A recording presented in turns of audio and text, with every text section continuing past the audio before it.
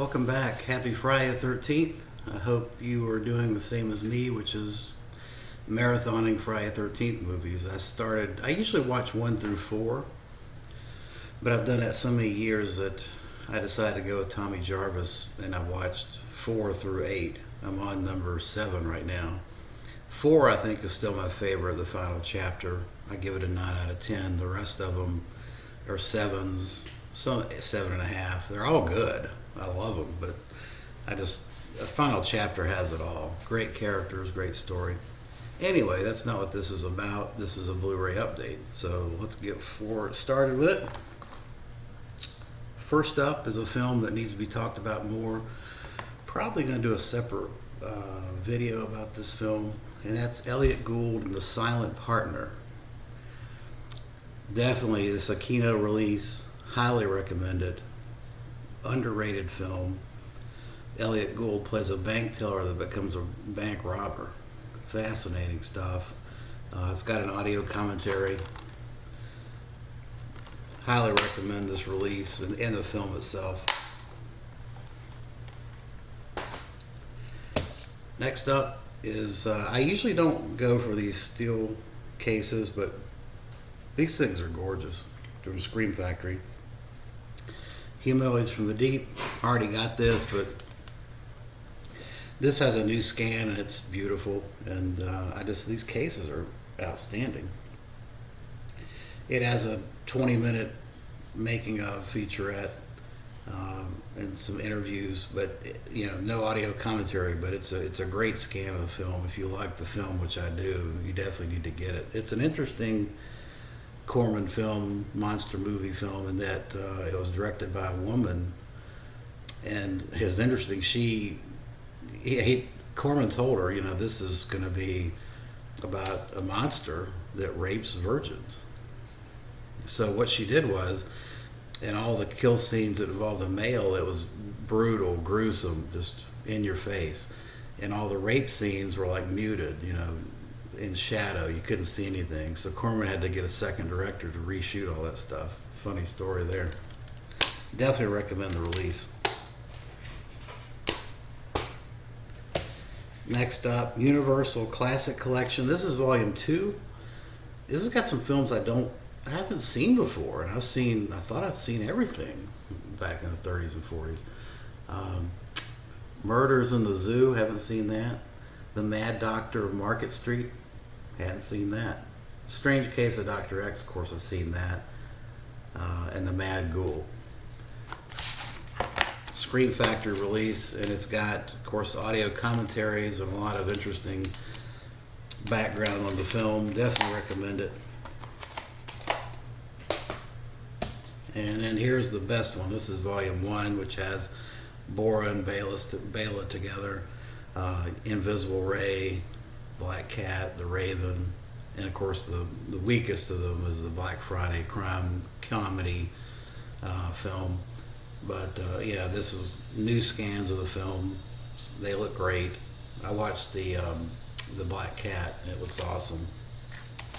There's audio commentary tracks. So the old DVD that you may have of Bella and Boris kind of goes by the wayside with this release. Plain Jane artwork on the discs. Next up is the original and classic anthology from Kino. That's the Dead of Night.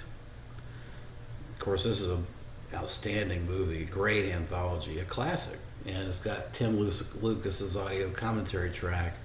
I already have the old DVD of this, but I had to get this for the audio commentary track.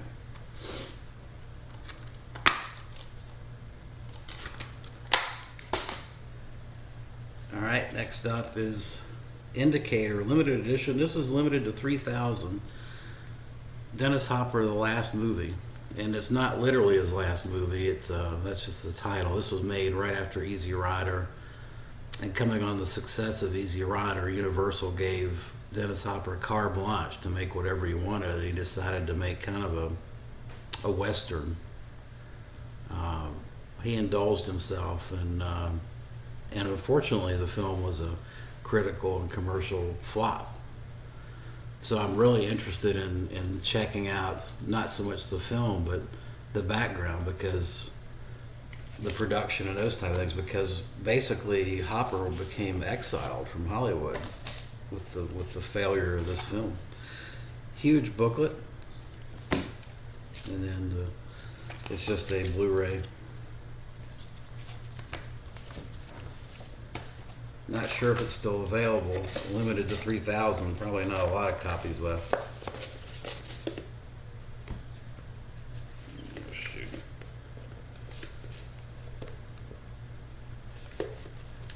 Struggling to get it. All right, let's see what else we got here. Star Trek: The Next Generation. Now, for a long time I was a snob about Star Trek. I could only watch the original series. I just couldn't accept Jean-Luc Picard. And I wish I had been more open-minded about things, because these are great films. I watched all of them and enjoyed the hell out of them. I can't wait to check out the audio commentary tracks. But if you've ever been kind of on the fence about the Next Generation films, I would recommend you go ahead and give it a shot. Nice little compact set, all 4 films. And all 4 are very, very good. All 4 are 7.5s, 8s. Next up, I bought this for the packaging and the fact that they're all together in one box, and that's Anaconda. I'm not a fan of the Anaconda films. The original I thought was, late 90s CGI. I don't know. But this 88 release is very nice. All 3 films. All 3 have audio commentary tracks, and I just figured, well, I'll just have it in the collection. It's a nice set. They put some effort into it, definitely. Squeezy does it.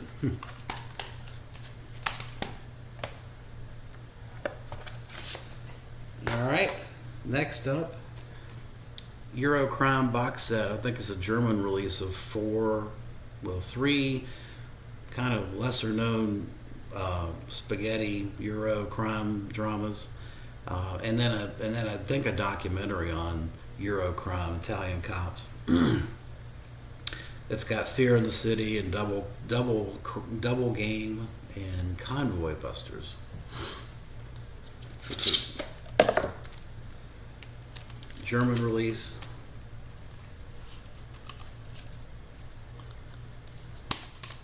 I think you can pick it up from Diabolic, still pick it up for like $50.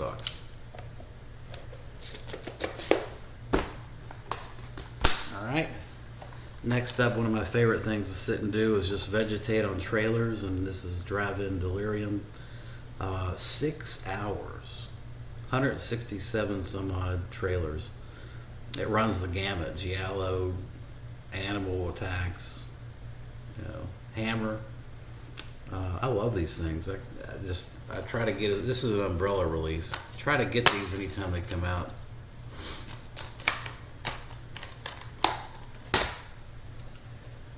All right. Next up is a film that I love. I love Richard Stanley, and I love Dust Devil. And for a long time, there was a DVD. It was out of print, going for ridiculous money.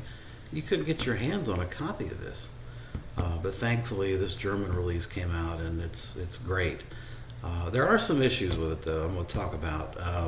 It's 4 discs, Blu-ray, two Blu-rays, and 2 DVDs.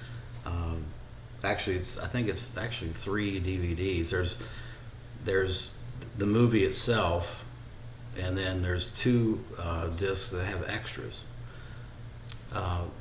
The film itself has an audio commentary from Richard Stanley, which is unfortunate because it sounds like he recorded it in the middle of the Gobi Desert. I mean, just wind whipping everywhere. I mean, I really wanted to hear it, but it was pretty annoying.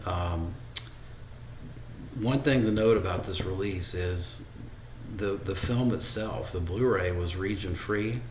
But the extra discs that have the extras, I had to play it on my Oppo Region B. So that's something to note. I couldn't get it to play on a Region A. This, for as far as extras, this has some making of featurettes and an interview with Stanley, and then behind the scenes of the film back when he was when he made the film in his early 20s. This thing was filmed in Nambia, in Africa, so it's very, very interesting. The second extra disc has documentaries, and it's the same documentaries that the Severin release had, with audio commentaries. And again, it's the same problem.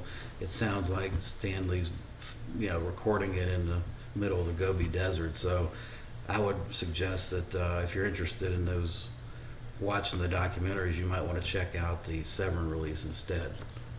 So that's, with those caveats, I would still highly recommend this, because this is a great movie.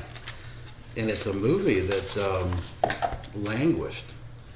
He made it, and then there were some shenanigans with the producer who wanted to, basically the film sat in some warehouse, and Stanley had to sign over his rights to hardware, I think, in order to get copies of this, and he spent a long time and his own personal money to resurrect Dust Devil out of the vaults and release it.